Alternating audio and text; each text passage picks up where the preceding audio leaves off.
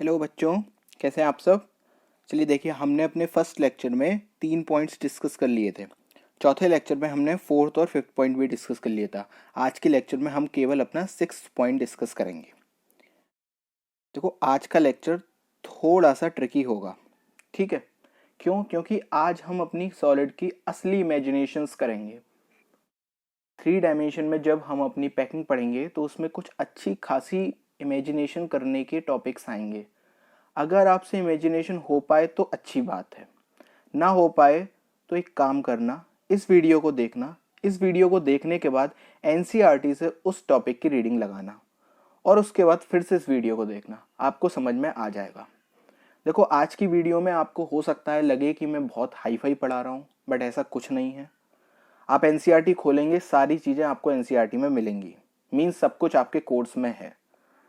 अक्सर लोग इसको स्किप कर देते हैं, बट मैं इसको स्किप नहीं करूँगा, ठीक है ना। मैं आपको पढ़ाऊँगा, फिर मैं आपको इसका दूसरा सब्सटीट्यूट बता दूंगा। अगर समझ में आया तो ठीक है, नहीं तो रट लेंगे।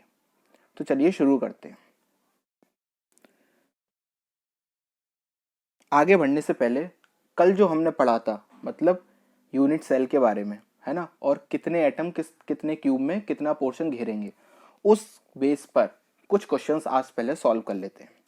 तो चलिए पहला क्वेश्चन देखिए। पहला क्वेश्चन कह रहा है, a solid has a structure in which W atoms are located at the corners of the cubic lattice.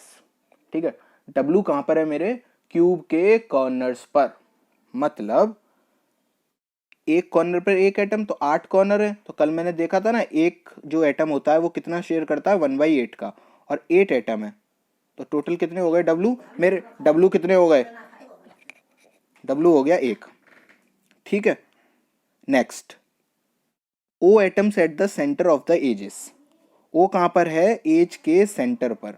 मतलब एज मेरी 12 है और हर एज पर 1 है, और एज मेरी 4 क्यूब में शेयर होती है। ये सारी चीजें मैं कल सीख चुका हूं, ठीक है ना। तो 12 मेरी एज और 1 एज का मेरा कंट्रीब्यूशन कितना होता है? 1/4। तो टोटल मेरी कितने हो गए? 3। तो ओ के मेरे कितने एटम है? 3 एटम है, ठीक है। नेक्स्ट वो बोल रहा है, N atom at the centre of the cube. N कहां पर है? मेरा क्यूब के सेंटर में। तो क्यूब के सेंटर में मतलब रूम के बीचों बीच में। रूम के बीचों बीच का क्या मतलब हो गया? कि उसका कंट्रीब्यूशन पूरा उस ही क्यूब में है। तो मतलब मेरा एक एन का एटम हो गया। तो मैंने क्या देखा?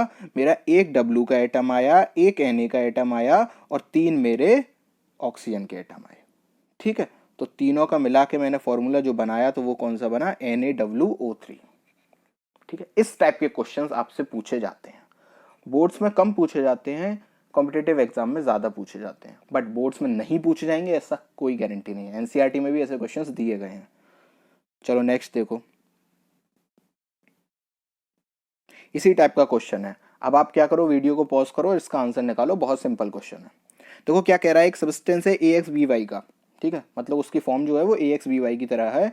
वो एक FCC लैटिस में क्रिस्टलाइज है। उसमें क्या हो रहा है? A occupy each corner of the cube. A मेरा क्यूब का कॉर्नर घेर रहा है, मतलब सिंपल सी बात है, वही 1/8 इंटू 8। तो क्या हो गया? 1। तो मतलब ए तो मेरा 1 है। आगे बढ़ते हैं, आगे क्या कह रहा है वो? B occupy the centre of each face. तो फेस कितने होते हैं? 6, और एक फेस का कितना कॉन्ट्रीब्यूशन होता है? 1/2। तो बी कितने हैं मेरे? 3। तो फॉर्मूला क्या हो गया? AB3। कौन सा ऑप्शन है? AB3 ए ऑप्शन है, ठीक है। चलो तीसरा क्वेश्चन, थोड़ा सा ट्रिकी क्वेश्चन और एक नई टाइप का, ठीक है, लेकिन है सिंपल। क्या बोल रहा है? फेस सेंटर्ड क्यूबिक लैटिस में ए ऑक्यूपाई मेरी कॉर्नर पोजीशन, ठीक है। ए कहां पर है? कॉर्नर पोजीशन पर। तो ए का कंट्रीब्यूशन कितना हो गया? 1, 8 इंटू 1/8। और B occupies the face centre position, तो बी का कितना हो गया? 3। लेकिन आगे कुछ और भी बोल रहा है। क्या बोल रहा है? 1 atom of B is missing from one of the face centre points. तो फॉर्मूला बताओ। मतलब मेरे 6 फेस सेंटर हैं, लेकिन एक फेस सेंटर से मैंने एक एटम को हटा दिया। तो अब क्या हुआ? देखो, मैं पहले सॉल्व कैसे करता था? पहले मैं सॉल्व करता था कि मेरे 6 फेस सेंटर हैं, 6 पर एटम है, और सबका कंट्रीब्यूशन कितना है? 1/2 का। तो मेरा कितना आ जाता था? 3। लेकिन अब क्या है? मेरे 5 ही हैं, लेकिन कंट्रीब्यूशन तो आज भी सबका 1/2 ही है ना। एक मैंने निकाल दिया, इसलिए 6 के क्या बचे? 5। तो अब मेरा क्या हो गया? 5/2। मतलब ए तो मेरा 1 है और बी मेरा 5/2 है। तो फॉर्मूला क्या हो गया, AB5/2। अब हम जानते हैं कि एटम इज इनडिविजिबल, ठीक है ना, डाल्टन्स थ्योरी कहती है। तो हम क्या करेंगे, इसको एक पर्टिकुलर नंबर से मल्टीप्लाई कर देंगे ताकि हमारा नीचे से 2 हट जाए। तो हम क्या करें, 2 से मल्टीप्लाई कर दे रहे हैं, तो क्या होगा A2 इंटू 2, तो ये 2 से 2 कट जाएगा और क्या बन जाएगा A2B5, जो कि मेरा डी ऑप्शन है। ठीक है, ऐसे ही क्वेश्चन आएंगे, वो आपसे कुछ भी करवा लेगा, कभी वो एज सेंटर से एक गायब कर देगा, ठीक है ना। हो सकता है वो आपसे कहते कि बॉडी डायगोनल पे है, तो बॉडी डायगोनल का भी कल मैंने केस पढ़ा था कि एक क्यूब में 4 बॉडी डायगोनल होती हैं, ठीक है ना, ये वाली बात तो पता ही है। और बॉडी डायगोनल पे जो भी एटम होगा उसका पूरा पूरा शेयर किस में आएगा, क्यूब में, क्योंकि रूम के अंदर बॉडी डायगोनल है ना, तो उसका बाहर तो कहीं पोर्शन जाएगा नहीं, तो उस चीज को भी याद रखना। चलो अब शुरू करते हैं आज का टॉपिक। आज का टॉपिक है हमारा टाइप्स ऑफ पैकिंग। देखो हमने यूनिट सेल के बारे में पढ़ लिया, ठीक है। अब हम ये सीखेंगे कि हमारा जो सॉलिड है वो आपस में उसके जो एटम्स होते हैं वो किस किस तरीके से आपस में पैक्ड हो सकते हैं। पैक्ड होने का मतलब है जुड़ सकते हैं। अभी ऐसे समझो, पैकिंग का रियल मीनिंग हम थोड़ी देर बाद समझेंगे। तो देखो सबसे पहले हम समझते हैं one dimensional packing. One dimensional packing का मतलब क्या है कि मेरे सारे एटम केवल एक ही डायमेंशन में होंगे। हो सकता है वो एक्स में हो सकता है वो वाई में हो सकता है वो जेड में हो। तो मैंने आपको क्या दिखाया है, सारे एटम लाइन से एक्स एक्सिस में जुड़े हुए हैं, ठीक है, बहुत अच्छी बात है। अब मुझसे इसमें क्या क्या पूछ सकता है वो मुझसे पूछेगा कि इस पैकिंग का मुझे कोऑर्डिनेशन नंबर बताओ, ठीक है, कि वन डायमेंशनल पैकिंग में मेरा कोऑर्डिनेशन नंबर कितना होता है। तो कोऑर्डिनेशन नंबर का मतलब क्या होता है वो समझो। कोऑर्डिनेशन नंबर का मतलब होता है the number of nearest neighbours that a particle has in crystal. सरल भाषा में बोलूं तो एक मेरा एटम कितने और एटम से चिपका हुआ है या टच हो रहा है, उसको मैं क्या बोलूंगा, उसका कोऑर्डिनेशन नंबर। फॉर एग्जाम्पल मैं अगर इस एटम की बात करूं तो ये एक तो इस एटम से टच हो रहा है और ये एक इस एटम से टच हो रहा है, तो इसका कोऑर्डिनेशन नंबर कितना हो गया 2, ठीक है, जो कि मैंने यहां पर मेंशन कर रखा है। इसका कोऑर्डिनेशन नंबर हो गया 2। अब आपके दिमाग में एक क्वेश्चन आएगा कि सर साइड वाले एटम को देखना जरा, तो ये तो केवल एक ही एटम से टच हो रहा है ना, एक एटम से टच होने का मतलब इसका कोऑर्डिनेशन नंबर तो 1 हुआ। तो क्या मेरी एक डायमेंशनल पैकिंग में 2 तरीके के कोऑर्डिनेशन नंबर आए क्या? नहीं। जब भी हम कोऑर्डिनेशन नंबर देखेंगे तो हम उस एटम के नजरिए से देखेंगे जिस एटम का पूरा एनवायरनमेंट बना हुआ है। मतलब मेरे जो बीच वाले एटम हैं उनका पूरा एनवायरनमेंट बना हुआ है, उनके इधर भी एटम है और उनके इधर भी एटम है, ठीक है। लेकिन मेरा जो सबसे लास्ट में जो एटम्स हैं उनका एक ही तरफ का एनवायरनमेंट बना हुआ है, दूसरे तरफ का एनवायरनमेंट खाली है, ठीक है। तो मतलब इनके द्वारा जो कोऑर्डिनेशन नंबर आएगा उसको मैं कंसीडर नहीं करूंगा। इसलिए वन डायमेंशनल पैकिंग में मेरा कोऑर्डिनेशन नंबर कितना होगा 2, ठीक है। वन डायमेंशनल पैकिंग बहुत सिंपल थी। अब चलते हैं 2 डायमेंशनल पैकिंग पर,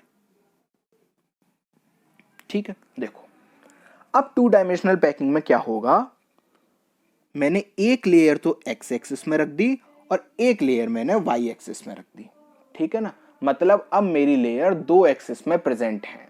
2 एक्सिस में प्रेजेंट होने का मतलब है कि अब ये मेरी कैसी हो गई, 2 डायमेंशनल पैकिंग हो गई। अब मैं इसमें स्टडी करता हूं कि ये पैकिंग कैसी होगी। तो अब समझो, सबसे पहले मैं इसमें बात करता हूं कोऑर्डिनेशन नंबर की। तो देखो फिर से गलती नहीं करनी है, मुझे साइड एटम को नहीं देखना है।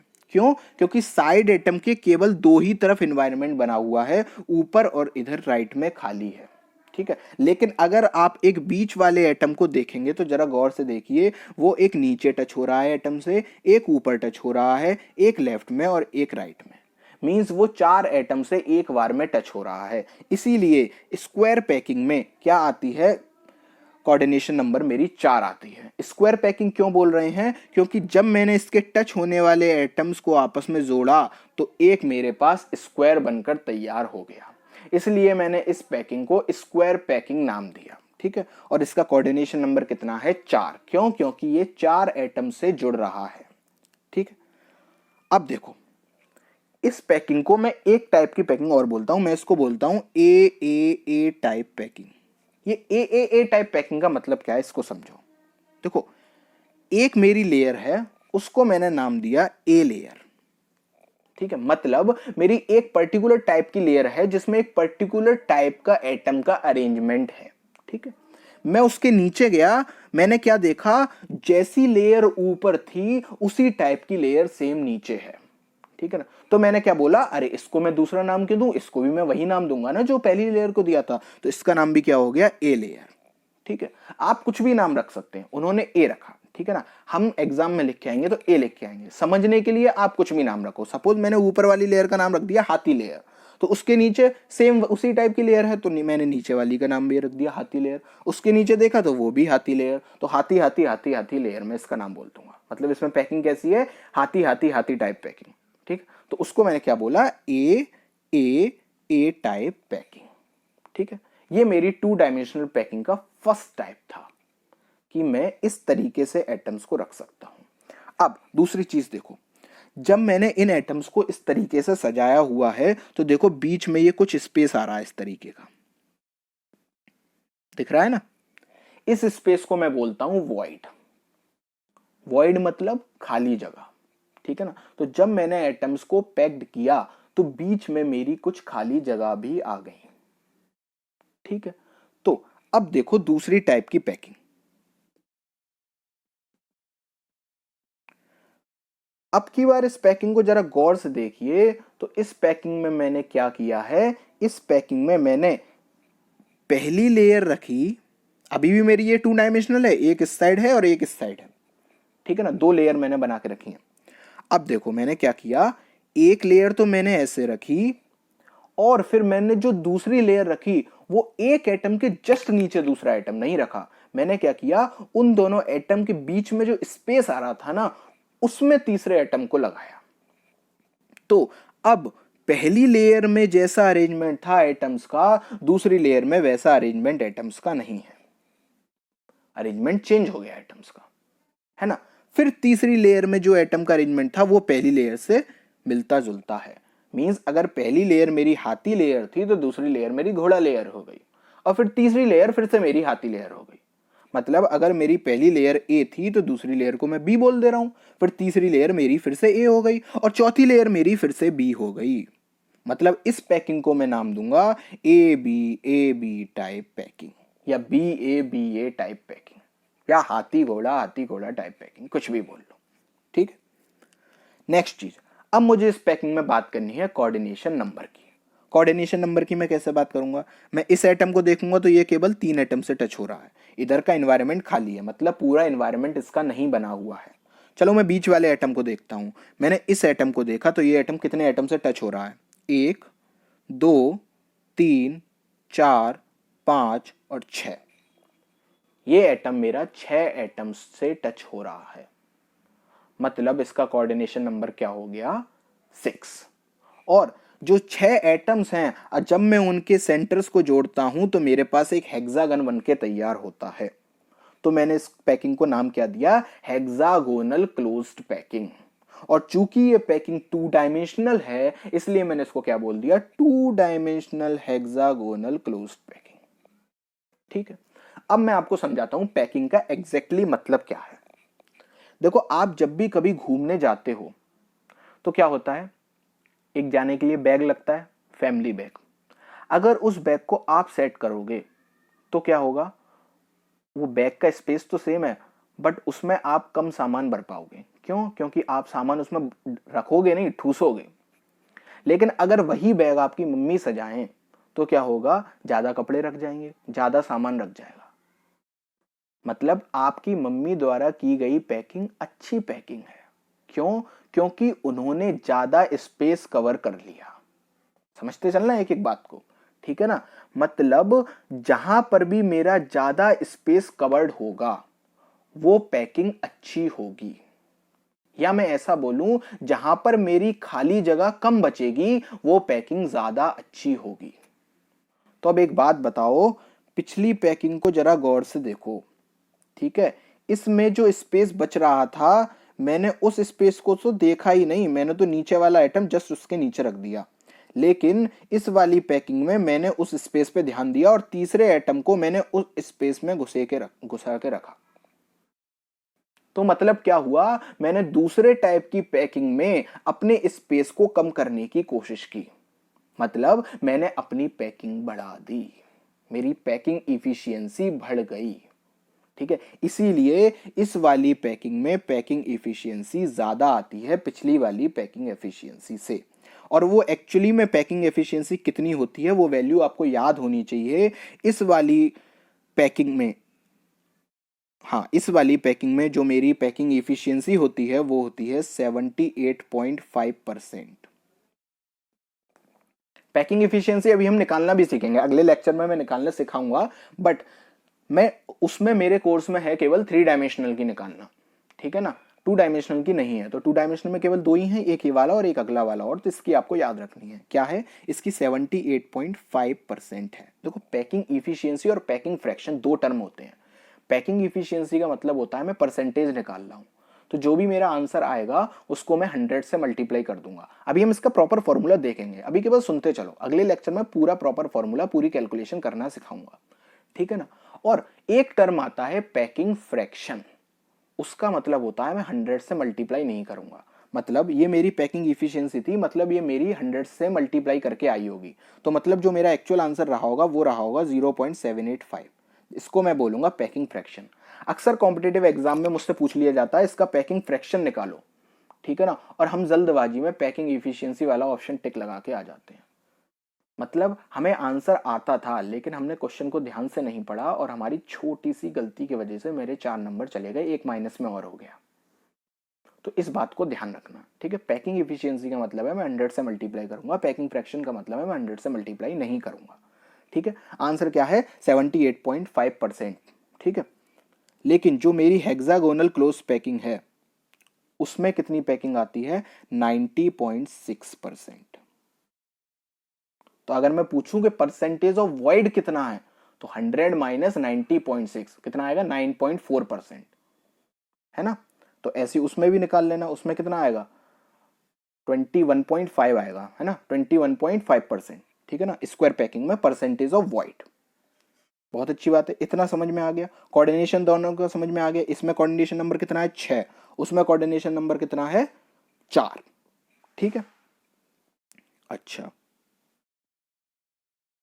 अब देखो, कल जो मैंने आपको वो निकालना सिखाया था कि जो कॉर्नर्स का जो कंट्रीब्यूशन है वो 1/8 है और टोटल एटम्स मेरे 8 होते हैं, तो एक्चुअली में जो वैल्यू आई वो कितनी आई, 1, है ना। ऐसा करके मैंने सबके निकाले थे ना, फेस सेंटर का आया था 3, तो वो जो 1 आया वो 3 आया, उन वैल्यू को मैं रिप्रेजेंट करता हूं जेड से। ये जेड क्या है वो भी मैं कल बताऊंगा, ठीक है ना। तो अभी आप इतना समझो कि उस वैल्यू को मैं रिप्रेजेंट करता हूं जेड से। मतलब कोई मुझसे पूछे कि कॉर्नर्स पर जो कंट्रीब्यूशन होता है 1/8 होता है और 8 उसमें एटम्स हैं, तो टोटल जो कंट्रीब्यूशन आता है वो किसके बराबर आता है, एक क्यूब के बराबर, वो एक एटम के बराबर। तो वो जो एक एटम मैं बोल रहा हूं ना, वो मैं जेड से रिप्रेजेंट करूंगा कि वो मेरा जेड इक्वल्स टू 1 है। तो ऐसे ही जब इन पैकिंग्स में मैं अपनी जेड की वैल्यू निकालता हूं तो वो भी आपको याद रखनी है, इसमें जेड की वैल्यू आती है 1, ठीक है। और जो मेरी अगली टाइप की पैकिंग है इसमें जेड की वैल्यू आती है 3। ये याद रखनी है आपको, इनका मेरे पास कोई सॉल्यूशन नहीं है, ठीक है ना। मतलब इनका सॉल्यूशन होता है बट वो हमारे कोर्स में नहीं है, तो हम अपना टाइम वेस्ट क्यों करें। और हमें सॉल्यूशन जानने के बाद भी हमें याद ही करनी है वो, क्योंकि हम एग्जाम में सॉल्यूशन करने तो बैठेंगे नहीं, तो क्यों ना चुपचाप याद ही कर लें, है ना। तो इसलिए बस आप इतना याद रखिए, ठीक है। नेक्स्ट बात क्या है इसमें, बाकी की बातें बाद में करेंगे, चलो अभी अगली पैकिंग पे चलते हैं। तो ये वाली पैकिंग भी हो गई, ये वाली मेरी बेटर पैकिंग है, इस बात को याद रखना, किस वाली पैकिंग से, स्क्वायर पैकिंग से। क्यों, क्योंकि इसमें मैंने अपने स्पेस को फिल करके रखा हुआ है। ये वाली पैकिंग मम्मी द्वारा हो रही है, वो वाली पैकिंग हमने की थी, ऐसे समझ लो। चलो अब करते हैं 3D पैकिंग की बात, और यहां से थोड़ी थोड़ी दिक्कतें शुरू होंगी। अभी देखो कैसे, 3D पैकिंग का मतलब क्या है, अब मेरी 3 डायमेंशनल में बात होगी, 1 डायमेंशन, 2 डायमेंशन और 3 डायमेंशन, ठीक है। सब जगह एटम लगे हुए हैं, बहुत अच्छी बात है। मैंने पूछा इसका कोऑर्डिनेशन नंबर कितना होगा, ठीक है। अभी कोऑर्डिनेशन नंबर की बात छोड़ो, पहले ये देखो कि अब मैंने इसके जब एटम्स को जोड़ा तो मेरा एक क्यूब बनकर आया, और इसलिए मैंने इसको क्या बोल दिया, क्यूबिक क्लोज्ड पैकिंग। इसका नाम क्या है, क्यूबिक क्लोज्ड पैकिंग। अब बात करते हैं इसके कोऑर्डिनेशन नंबर की, ठीक है। तो इसके कोऑर्डिनेशन को निकालने के लिए थोड़ा सा आपको रूम को ही इमेजिन करना पड़ेगा। देखो समझो कैसे, ये क्यूब है ना, तो मतलब इसमें मेरी जो यूनिट सेल बन रही है वो एक क्यूब के बराबर बन रही है। तो मैं अपनी यूनिट सेल को अलग करता हूं और उसमें मैं देखूंगा कोऑर्डिनेशन नंबर कितना है। देखो समझो, बड़े ध्यान से समझना इसको। मैंने आपसे पूछा कि इस क्यूबिक यूनिट सेल में सपोज मेरा, अब मेरे इसमें कहां पर एटम है, केवल कॉर्नर्स पर। ये एक मेरी प्रिमिटिव टाइप की यूनिट सेल है, ठीक है, इसको तो आप पढ़ चुके हो। और मैंने कल ही आपको बताया था, क्या बोला था, हिंदी में लिख लेना, प्रिमिटिव यूनिट सेल में कॉर्नर्स वाले एटम आपस में टच करते हैं, ठीक है। ये वाली बात मैंने आपको कल ही बताई थी। बॉडी सेंटर में नहीं करेंगे, एज सेंटर में कॉर्नर्स वाले एटम आपस में टच नहीं करेंगे, लेकिन प्रिमिटिव यूनिट सेल में कॉर्नर्स वाले एटम आपस में टच करते हैं। मींस जो मैं आपको ऐसा करके दिखा रहा हूं, ये आपस में टच कर रहे हैं, ठीक है। अब मैं आपको इसका कोऑर्डिनेशन नंबर किस में निकलवा रहा हूं, पूरे लैटिस में, ठीक है। तो अब समझो, तो अब मेरे पास एटम्स तो केवल कॉर्नर्स में ही है, तो कॉर्नर्स के एटम्स को पकड़ो और मैं देखता हूं कि वो कितने एटम्स से और जुड़े हुए हैं। तो देखो समझो, एक एटम इधर जुड़ा हुआ है, इस वाले एटम को देख रहा हूं मैं, वो एक इधर जुड़ा हुआ है, एक इधर जुड़ा हुआ है, एक नीचे जुड़ा हुआ है। तो कितना हो गया कोऑर्डिनेशन नंबर, 3। और यही हमने कर दी गलती। क्यों, क्योंकि ये तो केवल एक यूनिट सेल की बात है, कोऑर्डिनेशन नंबर तो मैं पूरा ओवरऑल निकाल रहा हूं। तो क्या और आपस में कमरे नहीं जुड़े होंगे मेरे कमरे से, बिल्कुल जुड़े होंगे। और एग्जैक्टली में कितने कमरे और जुड़े होंगे, 7 और जुड़े होंगे। कल ही मैंने देखा था ना, तभी तो मेरा कंट्रीब्यूशन कितना था, 1/8 था ना। तो अब देखो, एक कमरा मेरा इधर भी होगा, है ना। तो इस कमरे से जो इधर एटम होगा, ये एटम उससे भी टच हो रहा होगा, बहुत अच्छी बात है। एक कमरा इसके पीछे इधर की साइड भी होगा और एक इधर की साइड भी होगा, है ना। तो अब जो इधर वाला एटम होगा वो दोनों कमरे में कॉमन है, और ये वाला एटम उस एटम से भी टच कर रहा है, ठीक है। और मैंने कमरे इन चारों कमरों के ऊपर भी बनाए थे, और उन ऊपर वाले कमरों का भी एक एटम होगा जो यहां पर इससे शेयरिंग कर रहा होगा, मतलब टच हो रहा होगा। तो एग्जैक्टली में जो क्यूबिक क्लोज पैकिंग में कोऑर्डिनेशन नंबर आता है वो कितना आता है, 6। इमेजिन हो गया, बहुत अच्छी बात है। मैंने आपसे क्या कहा था, रूम में बैठ के सॉलिड पढ़ना, ज्यादा अच्छे से समझ में आएगी, ठीक है ना। तो अगर आप रूम में बैठे हो और आप इमेजिन कर पा रहे हो, बहुत अच्छी बात है। आप एक कॉर्नर के एटम को इमेजिन करो, 3 तो आपको रूम में दिख जाएंगी, ठीक है ना, कि उससे उस कॉर्नर से 3 लाइनें गुजर के जा रही होंगी, एक नीचे, एक लेफ्ट में और एक राइट में, ठीक है ना। अब एक जस्ट नीचे के ऊपर जाएगी, एक जस्ट राइट के सामने जाएगी अपोजिट में, और एक जस्ट लेफ्ट के अपोजिट में जाएगी दूसरे कमरे में। ऐसा करके जब आप अपने कॉर्नर को देखेंगे तो आपको ये चीजें समझ में आ जाएंगी, ठीक है। मैं भी जब बोल रहा हूं तो कॉर्नर को देख के ही बोल रहा हूं, क्योंकि मैं भी रूम में ही बैठा हुआ हूं, है ना। तो इसलिए इसका कोऑर्डिनेशन नंबर होगा 6। जिसको समझ आ गया बहुत अच्छी बात है, जिसको नहीं आया वो 6 रट लो, खत्म बात। दोनों एक प्लेटफॉर्म पे आ गए अब एग्जाम के लिए, तो क्योंकि 6 दोनों को पता है। चलो आगे बढ़ते हैं। इसमें जो मेरी पैकिंग आती है वो आती है 52.4%। कल हम इसको निकालना सीखेंगे, अभी आप रट लीजिए। 52.4% इसकी पैकिंग आती है, ठीक है। कोऑर्डिनेशन नंबर इसमें कितना है, 6, ठीक है। और क्यूबिक, सिंपल क्यूबिक में मैंने क्या निकाला था, कल मैंने निकाला था क्या, z कितना आया था, 1। क्यों, क्योंकि प्रिमिटिव यूनिट सेल है, सारे एटम्स कहां पर हैं, कॉर्नर्स पर। कॉर्नर्स का कंट्रीब्यूशन 1/8, टोटल एटम 8, तो कंट्रीब्यूशन कितना आया, 1। तो z की वैल्यू कितनी हो गई, 1। चलो ये इतना ही था। अब थोड़ा सा डरावना सीन, ओहो, धुएं निकल गए होंगे कुछ लोगों के तो इस डायग्राम को देखकर। चलो अब इसको समझते हैं। देखो, अरे अरे एक चीज छूट गई यार, हाथी हाथी घोड़ा तो छूट गया। अब क्या हुआ, इस पैकिंग को जरा ध्यान से देखो। इसमें एक लेयर ए टाइप की है, उसके नीचे जस्ट वैसी ही लेयर है जैसी ऊपर है। तो ये भी कैसी हो गई, ए, और ये भी कैसी हो गई, ए, दोनों हाथी हाथी। अब उसके पीछे भी वैसी ही लेयर है जैसी आगे है, तो तीसरी लेयर भी मेरी कैसी हो गई, ए टाइप की। तो इस पैकिंग को मैं बोलूंगा ए टाइप पैकिंग, ठीक है। इतनी बात समझ में आ गई, बस इतना ही रह रहा था। चलो अब समझते हैं इसको। 3 डायमेंशनल में बात कर रहा हूं मैं, डिफरेंट टाइप्स की पैकिंग की। एक मैंने अरेंजमेंट देख लिया जिसमें मेरी एक यूनिट सेल बनी, कौन सी, सिंपल क्यूबिक यूनिट सेल, ठीक है। अब मैं दूसरी टाइप की बात करता हूं। देखो सिंपल क्यूबिक यूनिट सेल में जो मैंने तीसरी लेयर रखी थी वो ऐसा लग रहा था कि मैंने स्क्वायर क्लोज पैकिंग को लिया है और उससे मैंने तीसरी लेयर जोड़ी है ना, क्योंकि मेरी जो दो लेयर हैं वो तो स्क्वायर क्लोज पैकिंग जैसी ही है ना। देखो इस वाली केवल इतनी लेयर को देखो, तो यहां पर अगर मैं बनाऊंगा तो स्क्वायर ही तो बनेगा, और मैंने फिर उससे तीसरी लेयर जोड़ दी। तो हेक्सागोनल क्लोज पैकिंग ने क्या गुना किया है, मैं उससे क्यों ना जोड़ूं तीसरी लेयर। तो बस मैंने वही किया। क्या किया मैंने सबसे पहले उठाई हेक्सागोनल क्लोज पैकिंग को। अभी ये जो लाइट कलर में आपको सर्कल दिख रहे हैं ना, ये वाले, इनको इग्नोर करो, ठीक है। और पीछे वाले डार्क वाले देखो, देखो मैं आपको सर्कल करके दिखा रहा हूं।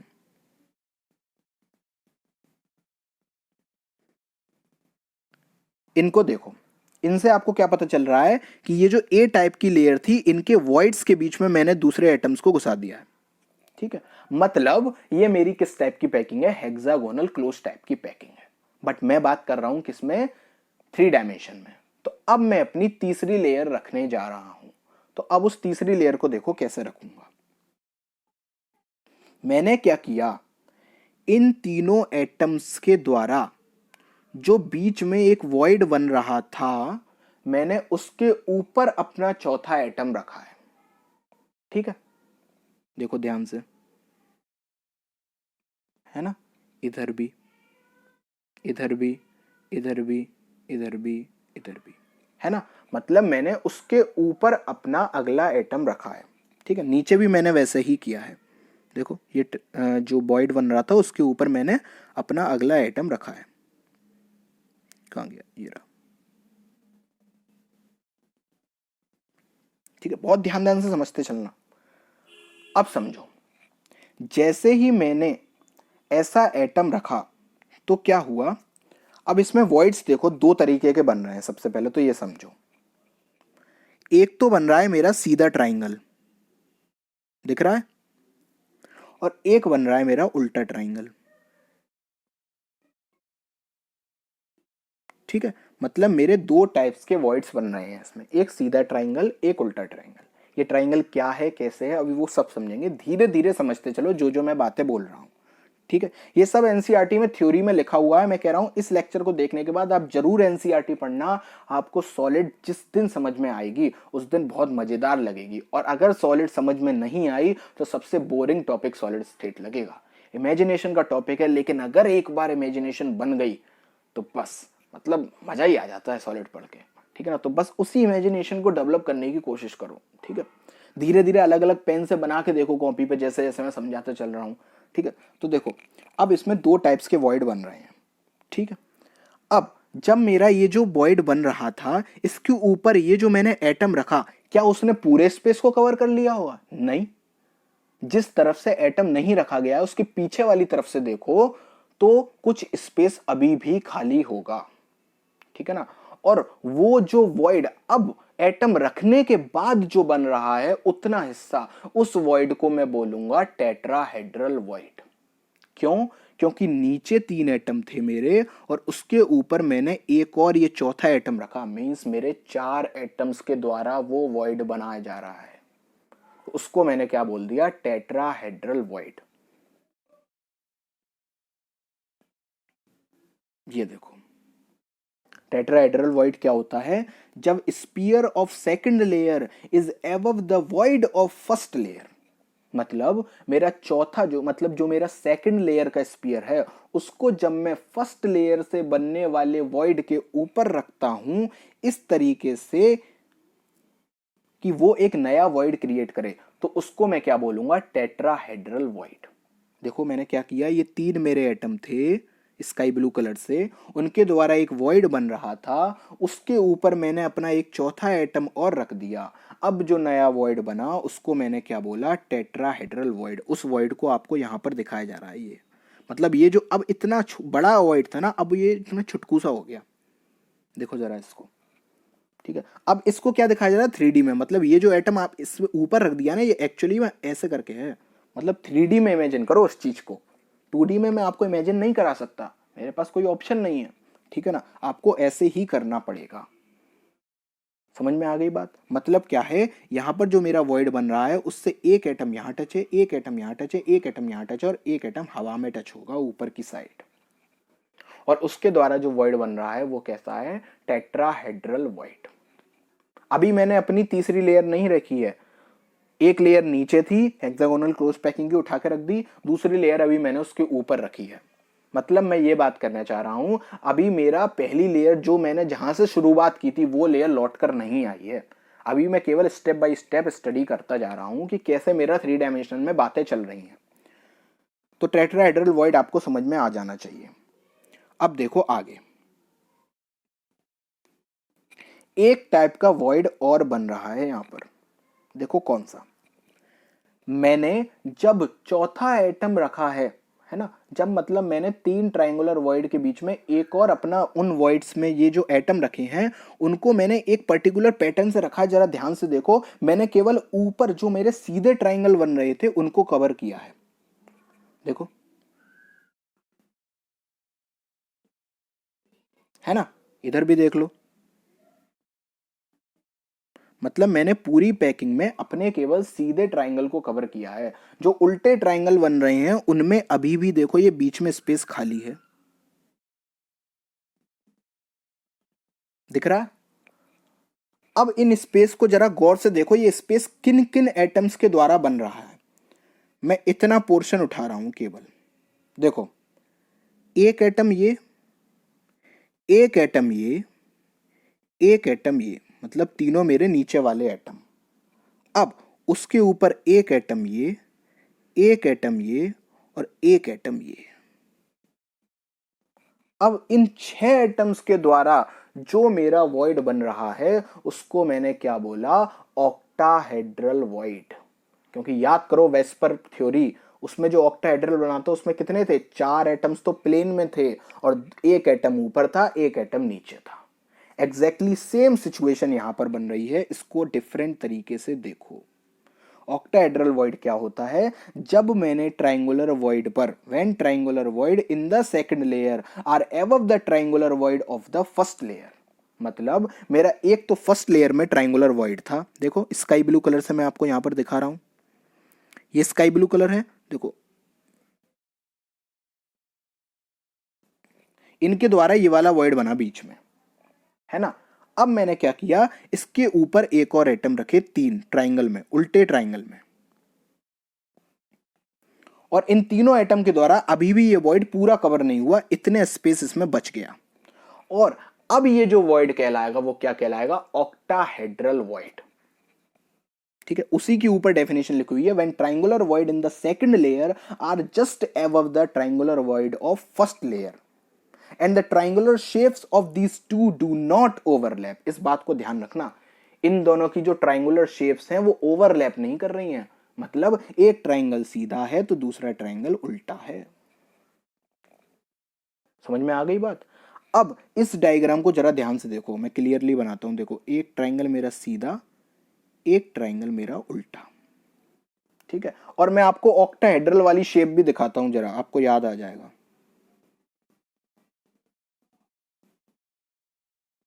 इस तरीके की बनाई थी मैंने, तो जरा इसमें देखना क्या वो शेप नहीं दिख रही है आपको, जरा देखो। ये मेरा बीच में एटम, बीच में मेरा वॉइड, ठीक है ना, इस केस में क्या है, यहां पर वॉइड है। ठीक है, एक यहां से जुड़ा है, एक इससे, एक इससे, एक इससे, एक ऊपर और एक नीचे, ये 6 एटम से जुड़ रहा है। अब जरा इस शेप को देखो, क्या ये आपस में ज्वाइंट नहीं है, और ये एटम्स भी तो आपस में टच कर रहे हैं, तो मैं इनको ऐसा करके ज्वाइन कर सकता हूं। लो खत्म बात, ये बन गया octahedral. That's why it is called octahedral void. ठीक है, दोनों चीजें ध्यान से समझ लेना। अभी तक मैंने अपनी तीसरी लेयर नहीं रखी है, अभी केवल मैं 2 ही लेयर में बात कर रहा हूं और मेरी इतनी कहानी नहीं बनकर आ गई यहां पर। क्या क्या कि एक तो मेरा टेट्राहेड्रल वॉइड बन गया और एक मेरा ऑक्टाहेड्रल वॉइड बन गया। ठीक है, और मेरे वॉइड भी 2 तरीके के बने ट्रायंगुलर में, एक सीधा ट्रायंगल और एक उल्टा ट्रायंगल।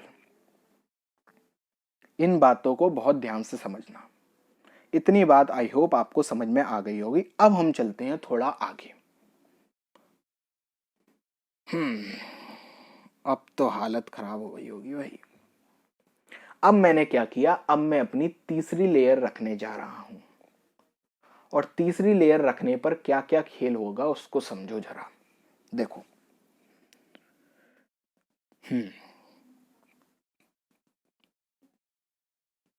ऐसा समझो, पहली लेयर मेरी कैसी थी उसको बनाता हूं मैं जरा।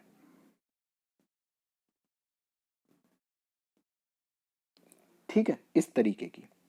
और फिर मैंने क्या किया, उसके ऊपर एक और लेयर रखी इस तरीके से, है ना, और फिर तीसरी ए के बराबर ही रखी। मतलब अभी मैं ये 2D हेक्सागन बना रहा हूं। ठीक है, अब मैं क्या किया, मैं चौथा एटम लेके आया और मैंने ये जो ट्रायंगुलर वॉइड बन रहे थे इनको घेरना शुरू किया।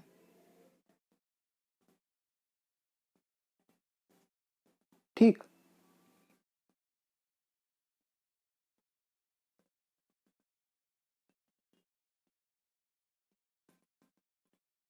अब मेरे पास ऑप्शन क्या है वो समझो। हम्म, तो देखो, अब मैं अपनी तीसरी लेयर रखने जा रहा हूं। अब ध्यान से समझना, जो ये हरे एटम्स को देखो, हरे एटम्स ने पहली लेयर मेरी कौन सी थी, ये वाली लेयर आपको समझ में आ रही होगी। ये वाली लेयर कौन सी है, 2D हेक्सागन, जो मैंने रेड से दिखाई है, रेड जो नीचे बने हुए हैं। ठीक है, उसके ऊपर मैंने क्या किया, उनके सीधे वाले ट्राइंगल को कवर करके मैंने अपने एक और ट्राइंगुलर वॉइड क्रिएट किया था। ठीक है, एक और ट्राइंगुलर वॉइड क्रिएट करने पर देखो ये बन रहा है एक और ट्राइंगुलर वॉइड। देखो, इन तीन एटम्स के द्वारा बनने वाला वॉइड जो है ये बीच में है, क्योंकि इसने पूरा स्पेस तो कवर किया नहीं। अगर ये पूरा स्पेस कवर कर लेता तो क्या ऑक्टाहाइड्रल वॉइड बनता, नहीं। इन तीनों ट्राइंगल्स के द्वारा भी कुछ एक वॉइड बन रहा था। ठीक है, अब मैंने क्या किया, अपनी तीसरी लेयर उस वॉइड के ऊपर रख दी, जस्ट लाकर।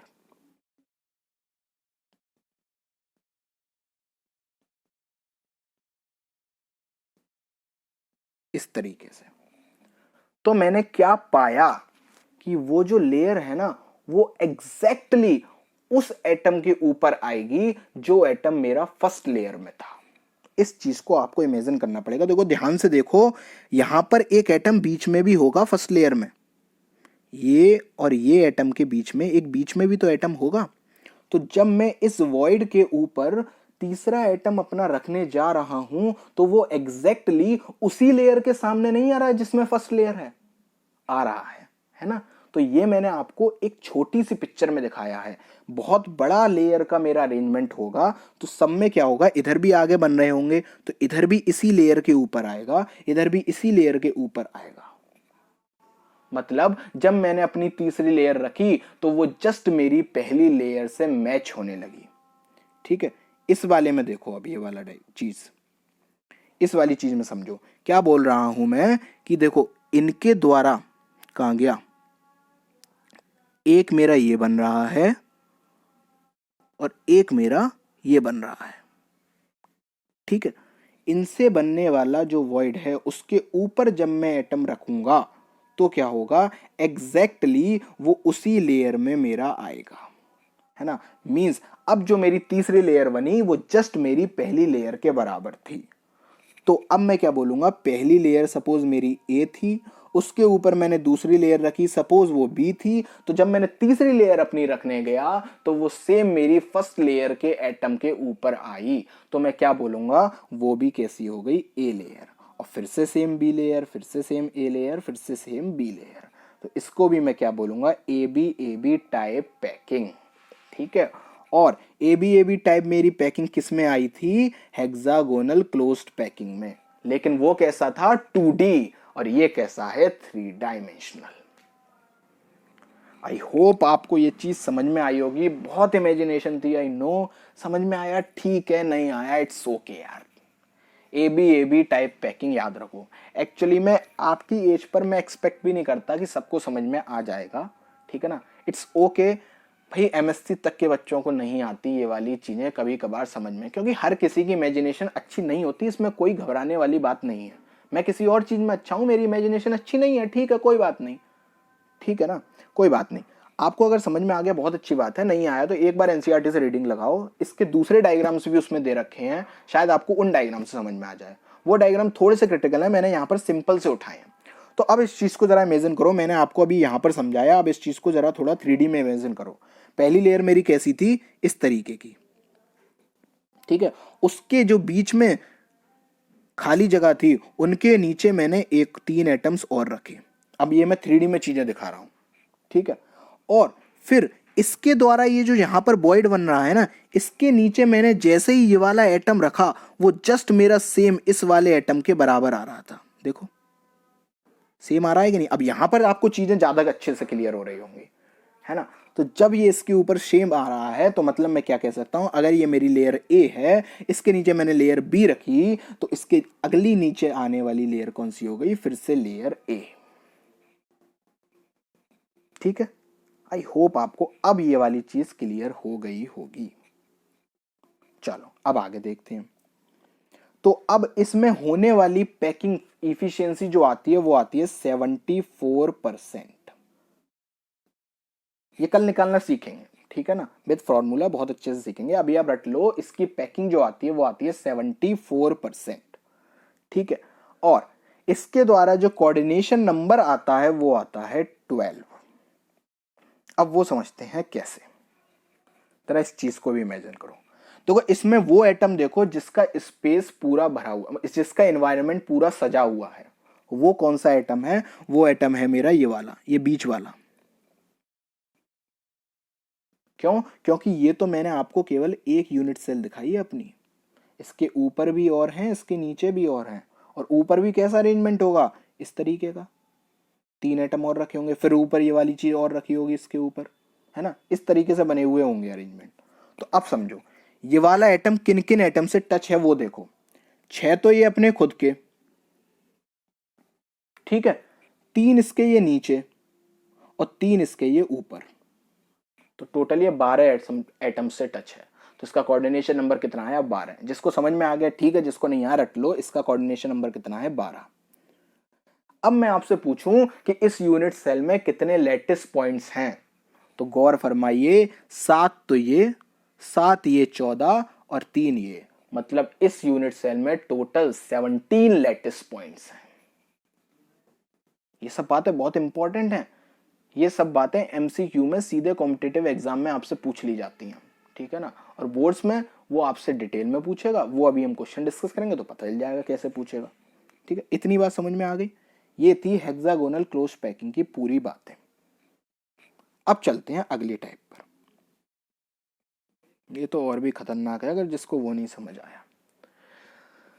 2 लेयर तक मुझे समझ में आ चुका है, 2 लेयर मेरी कॉमन है, अभी भी देख लो, ये वाली और ये नीचे जो लाल में रखी हुई है। अब मैंने इसमें तीसरी लेयर में क्या किया था, मैंने अपनी तीसरी लेयर जस्ट उसके ऊपर रख दी थी, उसके वॉइड्स के ऊपर, और वो मेरी पहली लेयर से सेम आ गई थी। ठीक है, अब मैं तीसरी लेयर को उसके वॉइड के ऊपर नहीं रख रहा, मेरी मर्जी, अब मैं कहीं और रखूंगा।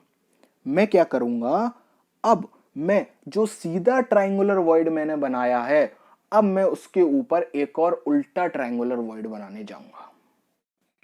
मतलब ये जो मेरी दूसरी लेयर ग्रीन एटम्स से आपको दिख रही है, अब मैंने उसके ऊपर एक और तीसरी लेयर रखी, और वो भी उल्टी करके।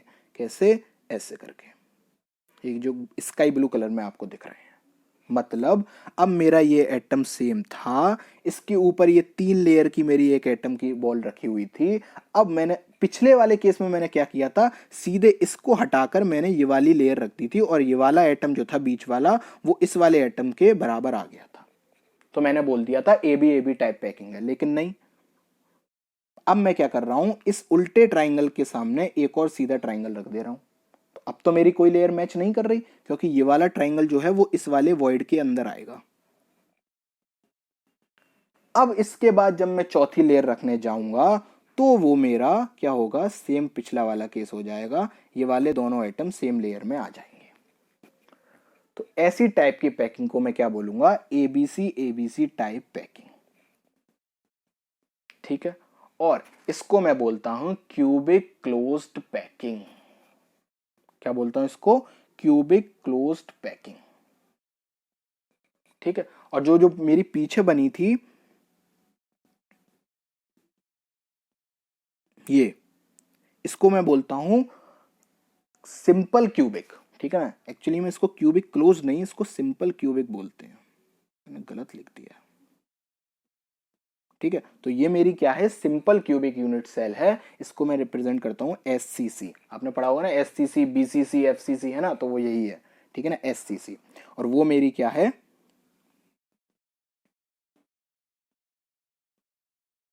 सीसीपी, ठीक है ना, क्यूबिक क्लोज्ड पैकिंग।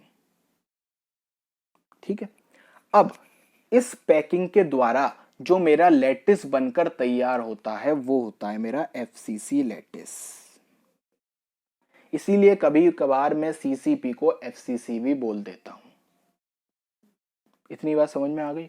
ये सब बातें बहुत इंपॉर्टेंट है, इनको चुपचाप हिंदी में लिखते चलना अपनी कॉपी में, ठीक है ना। ये सारी बातें आपको जेई में काम देंगी। अभी मैं आपको प्रीवियस ईयर क्वेश्चन कराऊंगा, जो जो मैं बोल रहा हूं सब कुछ वो वही पूछेगा। किसी में कोऑर्डिनेशन नंबर बताओ, है ना, किसी में कितने लेटेस्ट पॉइंट्स हैं ये बता दो, ठीक है ना, किसी में जेड की वैल्यू कितनी है ये बता दो, किसी में पैकिंग एफिशिएंसी कितनी है ये बता दो। मतलब सॉलिड का क्वेश्चन बहुत सिंपल आता है, एक क्वेश्चन हर साल आता है पक्का, और वो इतना सिंपल होता है कि घूर के देखोगे तो बन जाएगा, ठीक है ना। तो इसलिए मैं जितनी बातें बोल रहा हूं सबको रट्टा मारते चलो और सबको लिखते चलो हिंदी में।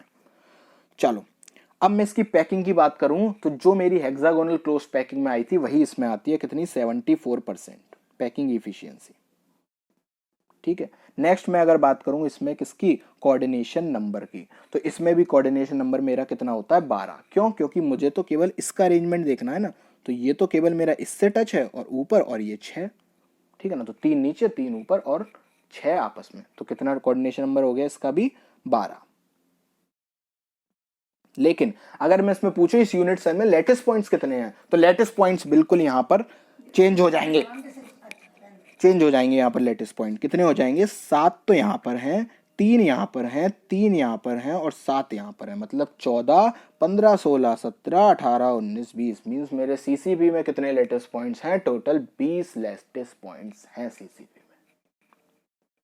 और मेरी जो पैकिंग है वो कैसी है, एबीसी टाइप पैकिंग, ठीक है। एसीबी टाइप पैकिंग भी बोल सकते हो, हाथी घोड़ा और गधा टाइप पैकिंग भी बोल सकते हो, जो बोलनी है वो बोलो, ठीक है ना। मतलब तीनों लेयर मेरी डिफरेंट रहनी चाहिए, आपको उनका नाम डिफरेंट रखना है, बस इतनी बात याद रखनी है।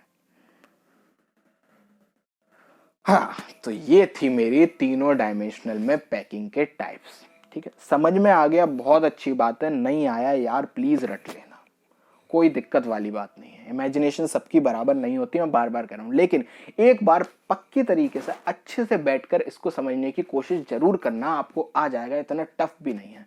एनसीईआरटी में सब कुछ दिया हुआ है, एक बार आप उनके डायग्राम्स देखना, एक बार वहां से थ्योरी को स्टडी करना, फिर से लेक्चर को देखना, आपको चीजें समझ में आएंगी। मैं चीजों को स्किप नहीं करना चाहता, समझने की कोशिश करो, कोई दिक्कत वाली बात नहीं है, क्योंकि एनसीईआरटी में दी गई है।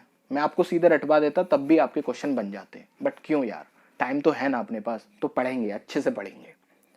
चलो, अब जो मैंने दो टाइप के वॉइड्स की बात करी, टेट्राहेड्रल वॉइड्स और ऑक्टाहेड्रल वॉइड्स, वो मेरे एक्चुअली क्यूब में कहां पर प्रेजेंट होते हैं मुझे ये भी पता होना चाहिए, ठीक है। तो ये मैंने नीचे डायग्राम बनाकर दिखाया, आपको इस डायग्राम से कोई मतलब नहीं है, ये केवल मैंने फालतू पंक्ति में बना के रख दिया है, ठीक है ना। आप केवल मेरी बात सुनो। एक क्यूब में मेरे 4 टेट्राहेड्रल वॉइड होते हैं, 4, 8 टेट्राहेड्रल वॉइड होते हैं एक क्यूब में, और वो मेरे टेट्राहेड्रल वॉइड कहां पर होते हैं, बॉडी डायगोनल्स पर प्रेजेंट होते हैं, ठीक है। मतलब एक बॉडी डायगोनल पर मेरा 2 टेट्राहेड्रल वॉइड प्रेजेंट होंगे। टोटल बॉडी डायगोनल है मेरी 4, तो 4 बॉडी डायगोनल्स पर मेरे 8 टेट्राहेड्रल वॉइड्स हो गए टोटल, ठीक है। ये मैं बात कर रहा हूं एफसीसी लैटिस में, ठीक है, मतलब अपनी सीसीपी पैकिंग में, ठीक। सीसीपी पैकिंग में मेरे एक क्यूब में कितने हो गए, 8 टेट्राहेड्रल वॉइड हो गए, और उसी क्यूब में मेरे 4 ऑक्टाहेड्रल वॉइड होते हैं, ठीक है। ऑक्टाहेड्रल वॉइड्स कहां कहां प्रेजेंट होंगे, तो ऑक्टाहेड्रल वॉइड्स मेरे प्रेजेंट होते हैं एक तो मेरा बॉडी सेंटर पर, ठीक है, और मेरे एज सेंटर्स पर, ठीक है।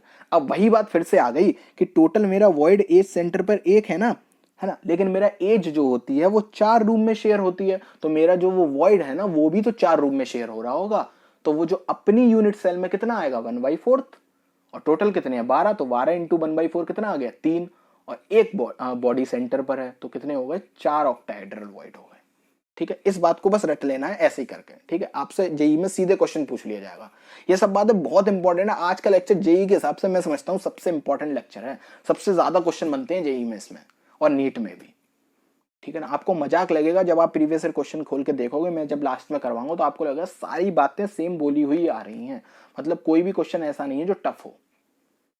क्या बोला मैं, जो टेट्राहेड्रल वॉइड होगा वो एफसीसी लैटिस में, मतलब मेरी सीसीपी पैकिंग में कितने होंगे, 8, और कहां कहां प्रेजेंट होंगे, बॉडी डायगोनल पर। टोटल बॉडी डायगोनल मेरी 4 है, तो टेट्राहेड्रल वॉइड मेरे कितने हो गए, 8। और ऑक्टाहेड्रल वॉइड मेरे प्रेजेंट होंगे एज के सेंटर पर और बॉडी के सेंटर पर। ठीक है।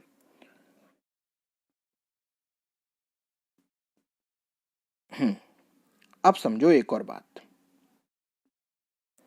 अगर मेरे किसी स्ट्रक्चर में क्लोज्ड पैक्ड एटम्स के नंबर n हैं, तो उसमें होने वाले ऑक्टाहेड्रल वॉइड भी n होंगे और उससे बनने वाले टेट्राहेड्रल वॉइड 2n होंगे। क्या बोल गया मैं, कुछ समझ नहीं आया। चलो अब इसको समझते हैं जरा। तो अक्सर इसको लोग ऐसा कह देते हैं कि जितने नंबर ऑफ एटम से कोई लैटिस बन रहा होगा उतने ही मेरे ऑक्टाहेड्रल वॉइड होंगे और उसके दुगने मेरे टेट्राहेड्रल वॉइड होंगे। ये बात बिल्कुल गलत है। एक्चुअली में n मेरे नंबर ऑफ एटम्स नहीं है, n मेरा एक्चुअली में z है। मतलब इस बात को समझो, सपोज मैं अगर बात करूं एक अपने एफसीसी लैटिस की, तो एफसीसी लैटिस में क्या होगा, 8 एटम्स तो मेरे कॉर्नर्स पर प्रेजेंट है और हर एक एटम मेरा एक एक फेस सेंटर पर भी प्रेजेंट है। तो 6 मेरे फेस हैं, तो 6 एटम्स तो वो हो गए और 8 वो हो गए, तो 8 और 6 14, तो टोटल एलिमेंट्स तो कितने हो गए, 14। तो टेट्राहेड्रल वॉइड कितने होने चाहिए, 28, और ऑक्टाहेड्रल वॉइड कितने होने चाहिए, 14, है ना। बट अभी मैंने आपसे बोला एफसीसी में ऑक्टाहेड्रल वॉइड होते हैं 4 और टेट्राहेड्रल वॉइड होते हैं 8, तो ऐसा कैसे पॉसिबल है भाई। तो मैंने क्या बोला, एन जो है वो एक्चुअली में जेड है, मतलब the actual number of atoms जो मेरे उस सिस्टम को ऑक्यूपाई करेंगे। मतलब अगर मैं अपने एफसीसी लैटिस में एक्चुअल नंबर ऑफ एटम्स निकालूं तो वो कितने हैं, वो है मेरे 4। क्यों, कॉर्नर्स पे जो एटम शेयर हैं वो कितने हैं, 1/8 इंटू 8 इज इक्वल टू 1, और जो मेरे फेस पर एटम्स हैं वो कितने हैं, 1/2 into 6 is equal to 3, means 1 + 3 कितने हो गए, 4। ठीक है ना। तो क्लोज पैक्ड स्ट्रक्चर में जो मेरी एन की वैल्यू है, इस केस में एफसीसी लैटिस की बात कर रहा हूं, वो कितनी आई, 4। तो इसके द्वारा जो टेट्राहेड्रल वॉइड बने वो कितने बने, 8, और जो ऑक्टाहेड्रल वॉइड बने वो कितने बने, 4। इस बात को याद रखना, एन की वैल्यू को समझना। अब आगे क्वेश्चन करते हैं, इससे आपको और अच्छे से क्लियर होगा। देखो क्या कह रहा है क्वेश्चन, एक कंपाउंड है मेरा जो फॉर्म होता है 2 एलिमेंट से, एक्स और वाई। ठीक है, एलिमेंट्स जो एक्स के हैं, नहीं, जो मेरे वाई के एलिमेंट्स हैं वो क्या बना रहे हैं, सीसीपी लैटिस। सीसीपी जैसे ही आया दिमाग में तुरंत एफसीसी रिमाइंड कर लेना। ठीक है, CCP is equal to FCC, ऐसे समझो। ठीक है ना। तो मेरा जो वाई है वो क्या बना रहा है, एफसीसी लैटिस। ठीक है, और उसमें जो प्रेजेंट एक्स हैं वो उसके सारे ऑक्टाहेड्रल वॉइड्स को कवर कर रहा है। तो मुझे कंपाउंड का फॉर्मूला बताओ। ठीक है, एनसीईआरटी का क्वेश्चन है, एनसीईआरटी का नीचे सॉल्यूशन भी लिखा हुआ है, आप उस सॉल्यूशन को मत देखो, जैसे मैं समझा रहा हूं वैसे समझो।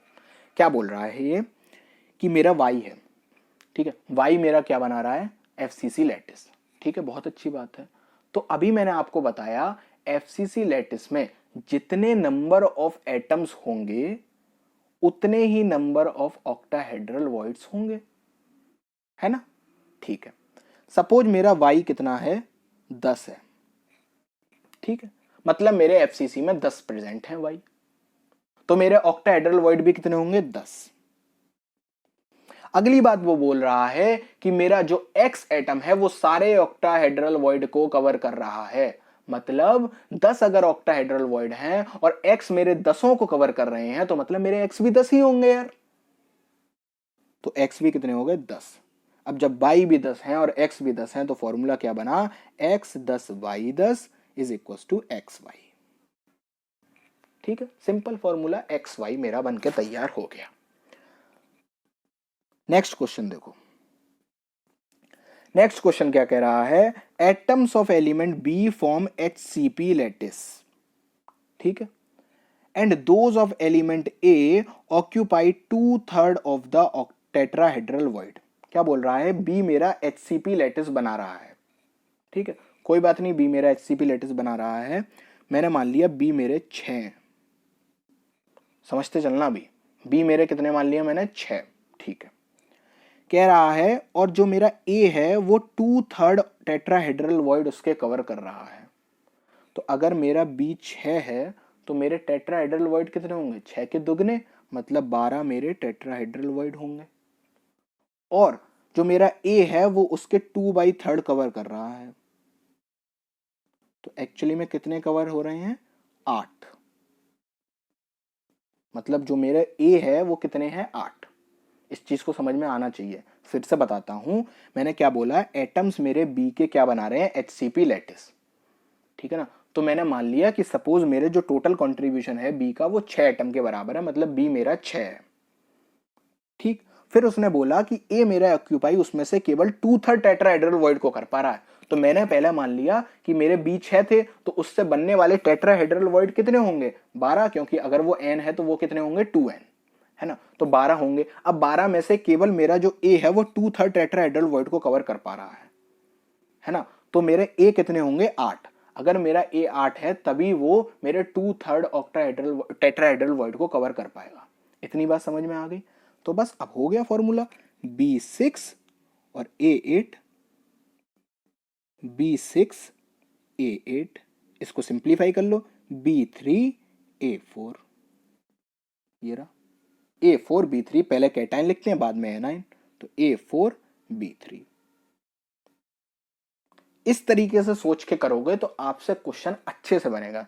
इसका सॉल्यूशन भी दिया गया है, इसने बहुत ही अटपटे तरीके से समझाया। वो सॉल्यूशन सही है, बट इतना अभी हम सोचने के लिए एडवांस नहीं हुए, अभी हम बच्चे हैं यार।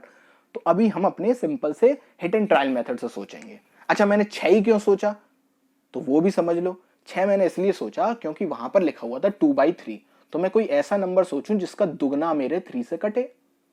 मैं सोचने को 5 भी सोच सकता था यार, कोई दिक्कत नहीं है, बट फिर दिक्कत आ जाती ना, क्यों, क्योंकि वहां पर दोगुने होते 10, अब मैं 10 का 2/3 निकालता, है ना, तो फिर मेरे पास 20/3 बन के आता। अब फिर मैं 20/3 को फ्रैक्शन में हटाने के लिए फिर 3 से मल्टीप्लाई करता, आंसर मेरा आता, कैलकुलेशन लंबी हो जाती। तो मैं सिंपल चीज ना सोचूं, तो इतना आपको माइंड लगाना पड़ेगा, ठीक है। तो ऐसे ऑक्टाहेड्रल टेट्राहेड्रल वर्ड से किस टाइप के न्यूमेरिकल्स बनते हैं ये मैंने आपको दिखाया।